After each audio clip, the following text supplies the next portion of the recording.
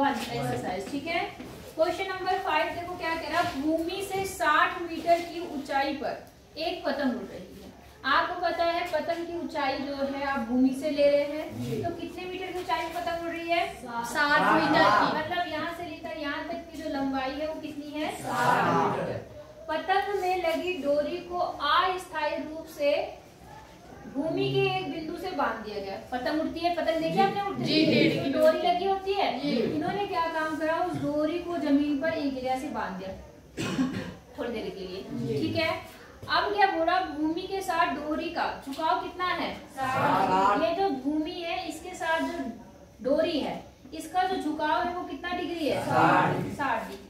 यह मानकर कि डोरी में कोई ढील नहीं है, डोरी की लंबाई निकालना है। बहुत आसान सवाल, निकाल लेंगे नहीं निकाल पाएंगे? निकाल लेंगे जी। डोरी की लंबाई आपको क्या करनी है? निकालनी है। तो हमने डोरी की लंबाई को x मान लिया। आप लिखेंगे कैसे? माना इसका नाम A, इसका नाम B, इसका नाम C। माना पतंग जो है पॉइंट A पर उड़ रही है, ठीक है। डोरी की लंबाई हमारी क्या है? AC है, AC यहाँ डोरी है, तथा BC क्या है? भूमि से, मतलब ये नागरिक को कैसे लिखना चाहिए, पतंग की जो पाद बिंदु है उससे डोरी जहाँ बंधी है वहां तक ये है BC है आपका। वैसे इसका रोल नहीं है, तो ना चाहो तो मत लिखो, नहीं आई बात समझ में? तो इसके बारे में बताओ, इसके बारे में बताओ। और डोरी जो है जमीन के साथ कितने डिग्री का कोण बना रही है? 60 डिग्री। ये बना दो, इतनी बात समझ में आ गई। फिर जो निकालना है, निकालना क्या है आपको? ये इसको मान लो कि माना डोरी की लंबाई कितनी है? x metre. बात समझ में आ गई? डोरी की लंबाई x मीटर। अब आप देखेंगे भुजा, कौन कौन सी भुजा यूज हो रही है? एक ये और एक ये, मिलके क्या बनेगी? लंब बटे कर्ण साइन में। तो साइन 60 बराबर लंब बटे कर्ण करके आपका x का मान आ जाएगा। आसान है सवाल? हाँ जी। तो तुम खुद कर लेना। हाँ जी, मैं आगे बताऊँ आपको जी। अब आपका क्वेश्चन 6 थोड़ा अलग, थोड़ा अलग मतलब इन आसान क्वेश्चन से थोड़ा अलग। मिटा दो इसको जी। क्वेश्चन नंबर 6 पे आते हैं। 6 में देखो क्या बोल रहा है, 1.5 मीटर एक लड़का 30 मीटर ऊंचे भवन से कुछ दूरी पर खड़ा है। समझ गए? एक लड़का है, कितने मीटर लंबा है?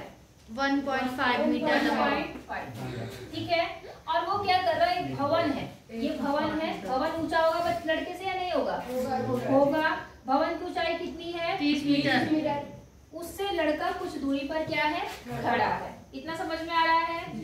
जब वह ऊंचे भवन की ओर जाता है तब उसकी आंख से भवन के शिखर का उन्नयन कोण 30 अंश से कितना अंश हो जाता है? सवाल समझ में आया? लड़का यहाँ पर है, इधर की तरफ जाता रह रहा है। अभी लड़का यहाँ पर है, ठीक है, यहाँ पर है ना लड़का। अब लड़का जो है वो अगर शिखर को देखता है, किसके शिखर को? तो उस समय उसका कोण कितना अंश है? आंख का कोण 30 अंश। और वो भवन की ओर चलता जाता है तो एक जगह ऐसी आती है जहाँ पे उस लड़के की आंख से भवन के शिखर का उन्नयन कोण कितना हो गया? 60। नहीं आई बात समझ में? इतनी बात समझ में आई या नहीं आई? कितनों को आई मेरी बात? आ गई ना सबको समझ में? हमारे 2 पार्ट है इसमें। लड़का पहले खड़ा था तो उन्नयन कोण 30 था, अब उन्नयन जब वो भवन की तरफ गया तो उन्नयन कोण क्या हो गया? बढ़ गया, 60 हो गया। समझ गए ना? अगर वो पीछे जाता तो उन्नयन कोण कम होता, आगे आएगा तो बड़ा है, वो आपको दिख भी रहा होगा। समझ गए? ठीक है। अब यहाँ पर हम मान लेते हैं ये A B, ये भवन हो गया, C D लड़का हो गया, और यहाँ पर मैं मान लेती हूँ ये C डैश है और ये D डैश है, कोई फर्क नहीं पड़ता उस चीज से। और यहाँ पर मैं मान लेती हूँ एक पॉइंट मान लेती हूँ E मान लेती हूँ, कोई दिक्कत? अब हम लिखेंगे, क्या लिखेंगे? पहले कहा रफ में भी सवाल करो तो पूरा लिखो, ठीक है। माना, क्या माना आपने कि AB भवन है। AB क्या है? भवन है जिसकी ऊंचाई 30 मीटर। हाँ पूरा लिखना चाहिए, ठीक है ना। जिसकी ऊंचाई कितना है? 30 मीटर है। बोलो बात समझ में आ गई? भवन है जिसकी ऊंचाई 30 मीटर है, ठीक है। उसके बाद CD लड़का है, लड़का है जिसकी लंबाई या ऊंचाई जो भी आप लिखना चाहो, लंबाई कितनी है? 1.5 मीटर है, इतनी बात समझ में आ गई? अच्छा, अब लड़का नहीं, इस समय कहाँ पर क्या लिखूं? लड़का इतना है इस वक्त पॉइंट सी पर, सी से लिख दो खाली, सी से भवन के शिखर का, भवन के शिखर का हाँ शिखर का उन्नयन कोण कितना अंश है?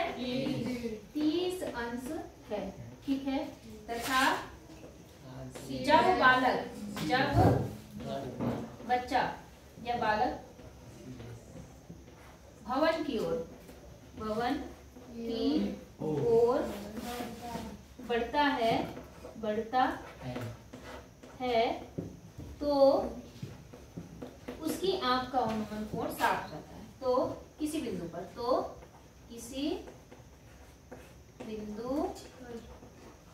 पर उसकी आंख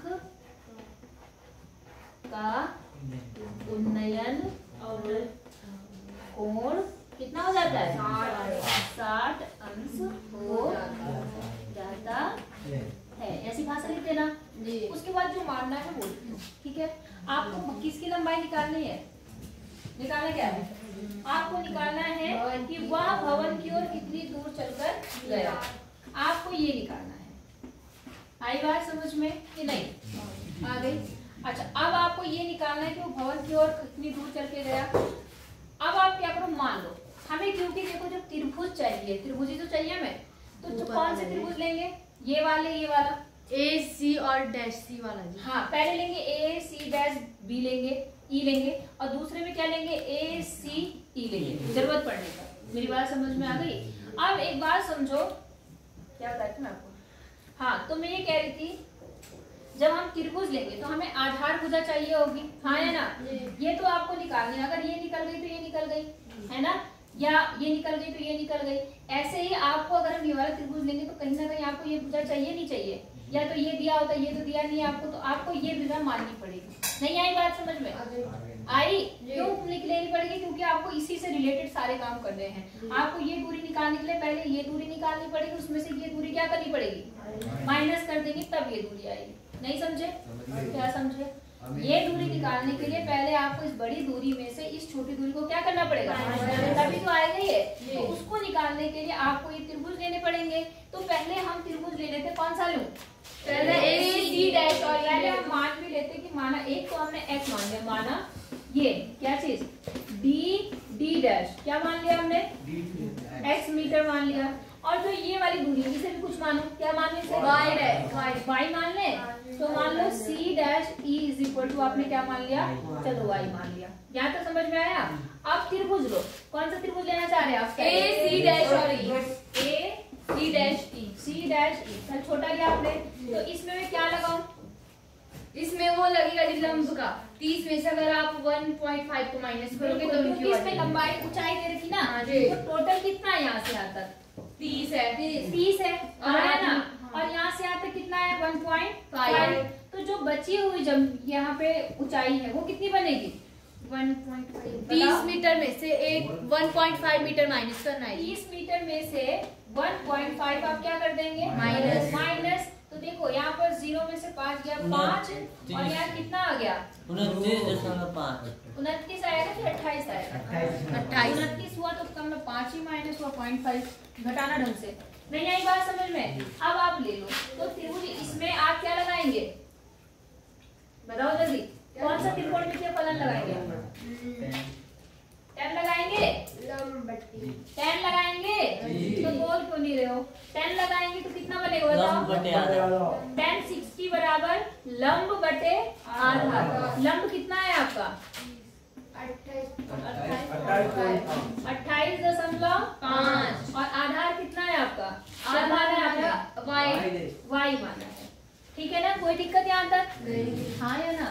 सुस्त क्यों हो रखे हो? आ रही बात समझ में? पैर पे टिका के मतलब आराम से ऐसे बैठो कि आप थोड़ा पढ़ने के उद्देश्य से बैठे हो, आराम करने के उद्देश्य से नहीं। इतनी बात समझ में आ गई? जी मैम। अच्छा, tan 60 is equal to 1060 root 3 आ गया 28.5 बराबर बटे y। अब y इज इक्वल टू कितना आ गया देखो 28.5 बटे या तो रूट 3 का मान रखो और हल करो, या आप इसका परमेयीकरण करो। हाँ जी, परमेयीकरण कर देते हैं, मतलब ऊपर नीचे किससे गुणा? रूट 3 से। तो यहाँ तो बन गया 28.5 बटे 3 और गुणा रूट। यहाँ तक समझ में आया? अब देखो जरा जोड़ो, 5 10 18 कट रहा है किससे? 3 से। कितना आ गया? 3 0 0 और यहाँ कितना आ गया? 3 9 27 3 बचे 15। अब ये आ गया आपका कितना? 0.1 मतलब 9.5। कितना आ गया? Root 3 metre. ये कितनी आ गई आपकी? y आ गई। y मतलब कहाँ से कहाँ तक? यहाँ से यहाँ तक आ गई। अब आज ये बात पूरी निकालने की, क्योंकि सिंगल ये तो निकलेगा नहीं, तो उसके लिए कौन सा त्रिभुज लेना पड़ेगा? बड़ा वाला। नाम बताओ त्रिभुज का? AC और E। ACE में, ठीक है। इसमें भी हम क्या लगाएंगे?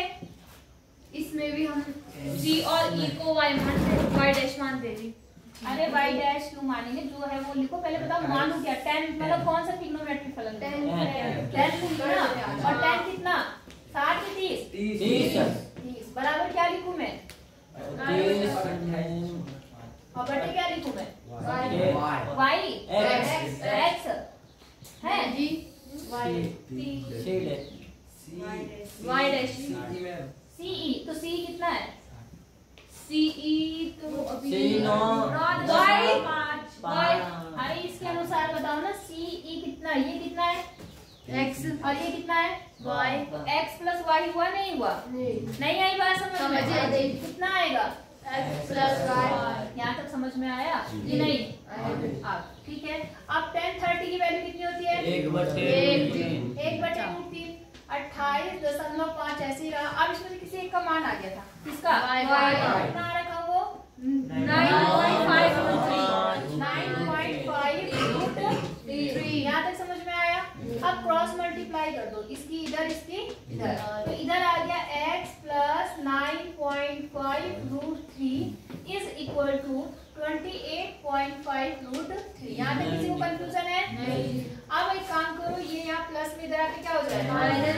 x बराबर 28.5√3 माइनस 9.5√3। घटाना सबको आता है? घटा दो। कितना है वहाँ पर? 28.5 में से क्या घटेगा? 9.5। रूट तो √3 ऐसे ही रहेगा, क्योंकि दोनों में √3 है। एक बात जरूर याद रखना, अगर यहाँ पर √3 है, यहाँ बिना रूट के है, तो ये संख्या कभी आपस में नहीं घटेगी। कब तक? जब तक आप √3 का मान ना रखो। इसलिए उसे वैसे ही छोड़ देना या कॉमन ले लेना अगर कुछ होगा तो। समझ आ रही बात? नहीं आ रही? क्या आई? कि हम एक रूट जब एक जैसा होता है कभी जुड़ते हैं और घटते हैं, अगर रूट अलग अलग है तो कभी ना जुड़ेंगे ना वो घटेंगे। इतनी बात समझ गए? ठीक है। अब घटा दो, यहाँ कितना आया? यहाँ पर 5 आ गया, यहाँ पर कितना आया? 9 और 19। कितना आ गया? 19 आया। 19.0 मतलब 19 रूट कितना आ गया? अब आपको क्या निकालना था? x ही निकालना था। इसका मतलब वो लड़का 19√3 मीटर क्या हो गया? सीट हो गया। आप ये भी आंसर दे सकते हो, और अगर और अच्छा आंसर देने का मन है आपका तो आप √3 का क्या रख देना? मान रख देना। 19.0 गुणा 1.73 बहुत है। 19 से इसको गुणा करना, जो भी आएगा इतना मीटर आपका क्या आ जाएगा? नहीं आई बात समझ में? अगर आप रूट में आंसर देते तब भी सही है, और अगर आप मान रखते मान देते, याद रख लो रूट का मान कितना होता है? 7.3। क्या? √3 का मान 7.21 भी होता है, लेकिन उसे छोड़ दो, इतना लंबा लेने की जरूरत नहीं। ठीक है। और अगर आपको रूट में देना है तो रूट में दे सकते हो, कोई दिक्कत? कर लो। लिखना तरीका सब कुछ अच्छे से करना, तभी मार्क्स मिलेंगे। देख लो क्या बताया हमने कि एक लड़का है, पहले एक भवन है, ठीक है। कितने मीटर लंबा है? 20। लड़का कितने मीटर लंबा है? 1.5 मीटर। इस समय लड़का जो भवन के शिखर को देखता है तो उन्नयन कोण कितना अंश है? 30। फिर लड़का जो है वो भवन की तरफ चलता है, चला कुछ दूरी चलने के बाद उसकी कि आपका उन्नयन कोण कितना हो जाता है 60। यहाँ तक समझ में आया। अब क्या हुआ, आपको ये बताना है कि लड़का जो है वो भवन की ओर कितने मीटर चला। सवाल समझ में आया? क्या निकालना है? मतलब आपको रियलिटी में ये निकालना है, हाँ है ना। लेकिन अगर आप त्रिभुज देखें तो क्या यहाँ पे कोई भी इसको खाली इसको लेके समकोण त्रिभुज बन रहा है? नहीं बन रहा है। तो समकोण त्रिभुज कहाँ बन रहा है आपका? एक ये वाला बन रहा है और एक ये वाला बन रहा है, हाँ है ना। तो अगर किसी तरह से मैं इस पूरी दूरी, क्योंकि देखो जब ये बड़ा त्रिभुज लोगे तो ये पूरी दूरी आएगी, छोटा तो हम ले नहीं सकते कुछ भी। तो अगर हम बड़ा त्रिभुज लेंगे तो ये दूरी आएगी, और जब हम छोटा त्रिभुज लेंगे तो उससे ये दूरी निकालेंगे। तो जब बड़ी दूरी में से छोटी दूरी को माइनस करेंगे तभी तो ये आएगा जी, हाँ है ना जी। आई बात समझ में जी। तो उसके लिए मैंने क्या काम करा, मैंने केवल इसको x मान लिया। क्या मान लिया? x। मैंने पूरा ना लेकर के मैंने इतने को x मान लिया, घटाने का चक्कर ही खत्म हो जाएगा। ये x मान लिया, इसको मैंने क्या मान लिया y। अब मैंने छोटे त्रिभुज में लगाया आपका tan थीटा। tan कितना बनेगा यहाँ पे 60 बराबर क्या होता है लंब बटे आधार। लंब कितना है आपका 28.5। वो कैसे आपको पता है? क्योंकि टोटल भवन की लंबाई कितनी है 30 और लड़का कितना है 1.5। तो 1.5 यहाँ तक 1.5 हो गया। तो 30 में से अगर 1.5 आप माइनस कर देंगे तो केवल ये ऊपर वाली सीधे की लंबाई आ गई, हाँ या ना। फिर आपने तो त्रिभुज में क्या लिया tan थीटा लिया, तो क्या होता है tan लंब बटे आधार। लंब आपका 28.5 है, आधार को आपने क्या माना है y। तो इसको सॉल्व करके आपका y का मान आ गया, कोई दिक्कत। फिर हम बड़े त्रिभुज की तरफ आए, क्योंकि वो बड़ा त्रिभुज ही है जिसमें ये वाली संख्या आ रहा है आपका। आई बात समझ में? और जब तक ये नहीं निकलेगा तब तक ये निकलेगा ही नहीं। तो इसलिए पहले हमने छोटा त्रिभुज लिया, अब बड़ा लिया। तो बड़े में क्या होगा, फिर से वही लंब बटे आधार। तो लंब आपका फिर से कितना है 28 और आधार कितना है, देखो ये x प्लस y और ये क्या माना हमने और 10 30। तो जब हम इसको सॉल्व करते हैं तो यहाँ तक आ जाते हैं। फिर हम देखते हैं कि हमें y का मान पता है, हमने निकाल लिया है। तो y का मान यहाँ रख के इसको सॉल्व करके आपका डायरेक्ट x की वैल्यू क्या हो गई आ गई। इसका मतलब लड़का 19√3 मीटर क्या हो गया भवन की ओर गया। बात समझ में आ गई? कोई दिक्कत करो, पहले समझ लो फिर उसके बाद दिखते रहना। क्या बोला उसने कि भूमि के एक बिंदु से, ये भूमि का एक बिंदु हो गया, समझ गए। यहाँ से 20 मीटर ऊंचे भवन के शिखर पर, मतलब इस भूमि के बिंदु से एक भवन, भवन मतलब घर के शिखर पर, शिखर के ऊपर लगी एक संचार मीनार, संचार मीनार। आगे क्या बोला के तल, तल मतलब ये और शिखर मतलब ये का उन्नयन कोण क्रमशः 45 और 60 है। पहले कौन सा आया, तल आया शिखर आया? ध्यान से देखो तो बता आया था। तो यहाँ से यहाँ पर बनने वाला उन्नयन कोण कितना अंश है 45, ये 45 अंश है। और शिखर से शिखर पर बनने वाला उन्नयन कोण कितना है 60। ये पूरा क्या है 60। बोलो समझ में आया? ये तो 45 है जो यहाँ वाले भाग पर बना, और जो पूरे पर बना वो कितना अंश है 60। भवन की ऊंचाई कितनी है 20। यहाँ से लेकर यहाँ तक 20, ऐसे निशान बनाया करो 20 मीटर। और आपको निकालना है मीनार की ऊंचाई। क्या निकालना है मीनार की ऊंचाई। मीनार कौन सी है जो ऊपर है। तो आपको ये चीज क्या करनी है निकालनी है, जाहिर सी बात है। अब देखो आपको दिया क्या है, ये दिया है तो आप इसकी सहायता से क्या निकाल लो आधार, आधार निकाल लो। मान लो इसको आपने क्या मान लिया h। तो आप पहले इन दोनों के 45 और ये लेकर के h निकाल लेंगे। h आते ही आप इस बड़े वाले त्रिभुज को ले लेंगे, फिर से इसमें बड़े वाले त्रिभुज में जो भी आप लेंगे लंब बटे आधार करके आप क्या निकाल लेंगे, इस पूरे की वैल्यू निकल जाएगी आप जब सॉल्व करेंगे। जैसे अभी पहला वाला लंब में x प्लस, हाँ लंब में x प्लस क्या आ जाएगा और इसका मान आप पहली बार में निकाल दो, फिर उसके बाद x का मान आ जाएगा। समझ गए? बोलो समझ में आएगा? नहीं आई? लाना कॉपी लाना, फेयर कॉपी भी चेक करूंगी कल।